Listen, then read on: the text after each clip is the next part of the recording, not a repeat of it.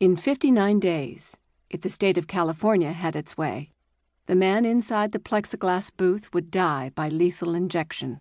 Teresa Peralta Paget paused to study him, the guard quiet at her side. Her new client stood with his back to them. He was bulky, the blue prison shirt covering his broad back like an oversized bolt of cloth. A picture of enthrallment, he gazed through the high window of the exterior wall at the San Francisco Bay, its water glistening in the afternoon sun. She was reluctant to distract him. The man's sole glimpses of the world outside, Terry knew, occurred when his lawyers came to see him. The others were out of it now. The last set of lawyers had withdrawn after their latest defeat. The final desperate efforts to keep Rennell Price alive, what she thought of as the ritual death spasms ordained by the legal system, had fallen to Teresa Paget. This was their first meeting. But for his solitude, she could not have picked her client out from the other men huddled with their lawyers in the 2 rows of plexiglass cubicles. It resembled, Terry thought, an exhibit of the damned.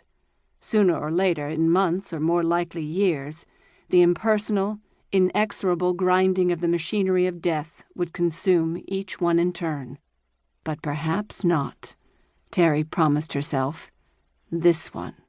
At least not until she had burnt herself down to the nerve ends, sleep-deprived from the effort to save him. To her new client, she supposed, Terry might appear a mere morsel for the machinery, insufficient even to slow its gears. She was small, barely 5'4", and slight, with olive skin and a sculpted face, which her husband stubbornly insisted was beautiful. High cheekbones, a delicate chin, a ridged nose too pronounced for her liking, straight black hair, which, in Terry's mind, she shared with several million other Latinas far more striking than she. There was little about her to suggest the steeliness an inmate might hope for in his lawyer, except, perhaps, the green-flecked brown eyes, which, even when she smiled, never quite lost their keenness, or their watchfulness. This wariness was Terry's birthright, the reflex of a child schooled by the volatile chemistry which transformed her father's drinking to brutality, and reinforced by the miserable first marriage which Terry, who had no better model, had chosen as the solution to her pregnancy with Elena. Her personal life was different now. As if to compensate for this good fortune, she had turned her career down a path more arduous than most lawyers could endure. At 39, she had spent the last 7 years representing death row inmates, a specialty which virtually guaranteed the opposition and, quite frequently, the outright hostility of judges, prosecutors, witnesses, cops, governors, most relatives of the victim, and, by design, the legal system itself, not to mention often her own clients. Now that stress and anxiety no longer waited for her at home, Terry sometimes thought she had sought them out. What would be most stressful about this client was not the crime of which he stood convicted, though it was far more odious than most, especially, given certain facts, to Terry herself. Nor was it whatever version of humanity this man turned out to be. Her death row clients had run the gamut from peaceable through schizophrenic to barking mad. But this client represented the rarest and most draining kind of all. For 15 years, through a trial court conviction in 1987, then a chain of defeats in the California Supreme Court, the Federal District Court, the Federal Court of Appeals, and the United States Supreme Court, Rennell Price had claimed his innocence of the crime for which the state meant to kill him. No court had considered this claim worthy of belief, or even, in the last 5 of these proceedings, a hearing. As far as the state was concerned, its sole remaining task should be to dispatch 3 psychiatrists to advise the governor's office, within 20 days of the appointed date of execution, whether her client was sane enough to die. One of the niceties of capital punishment, Terry thought sardonically, was the state's insistence that the condemned fully appreciate that lethal injection would, in fact, be lethal. She nodded to the guard.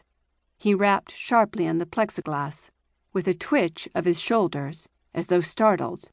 The black man inside the cage turned to face them.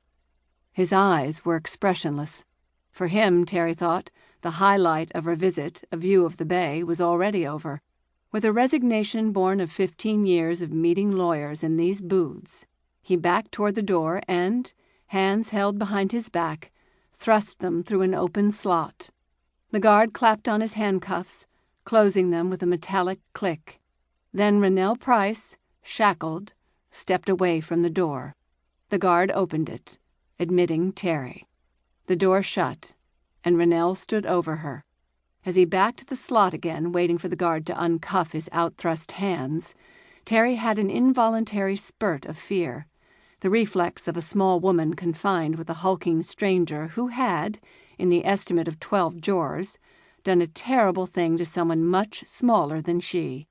She held out her hand. "I'm Terry Paget," she told him. "Your new lawyer." His expression was somewhere between sullen and indifferent. She might as well have pronounced herself an emissary from Pluto. But after a moment, he looked up at her and said in a monotone, "My name Rennell." She searched his eyes for hope, or at least some instinct to trust. She saw none. "Why don't we sit?" Terry said. "Get acquainted a little."